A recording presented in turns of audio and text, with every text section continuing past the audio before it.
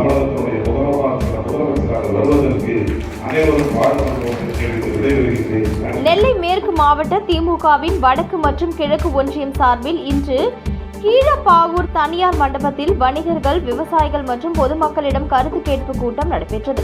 நிகழ்ச்சிக்கு கீழப்பாவூர் பேரூர் கழக செயலாளர் ஜெகதீசன் தலைமை தாங்கினார். கீழப்பாவூர் வடக்கு ஒன்றிய செயலாளர் பொன்செல்வன், கிழக்கு ஒன்றிய செயலாளர் சிவன் பாண்டியன் ஆகியோர் வரவேற்புரையாற்றினர்.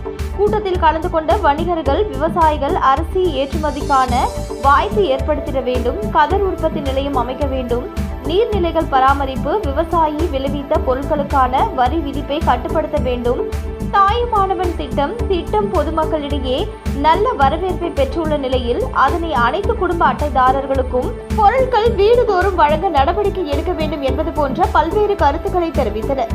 அதனைத் தொடர்ந்து பேசிய முன்னாள் சபாநாயகரும் நெல்லை மேற்கு மாவட்ட செயலாளருமான ஆவுடையப்பன் பேசியதாவது: இன்றைய கூட்டத்தில் சமுதாயத்திற்கு நெருக்கமான வணிகர்கள், விவசாயிகள் என பலர் கலந்து கொண்டு உள்ளீர்கள். இன்றைக்கு தமிழ்நாடு தொழில், பொருளாதாரம், கல்வி போன்றவற்றில் முன்னிலையில் இருக்கின்ற அளவிற்கு திராவிட முன்னேற்ற கழகத்தின் தலைவர் மு.க. ஸ்டாலின் செயல்பட்டு வருகிறார். மீண்டும் இதே நிலை தொடர திராவிட முன்னேற்ற கழகம் ஆட்சி அமைக்க வேண்டும், அதற்கு அனைவரும் ஒத்துழைப்பு வழங்க வேண்டும் என பேசினார்.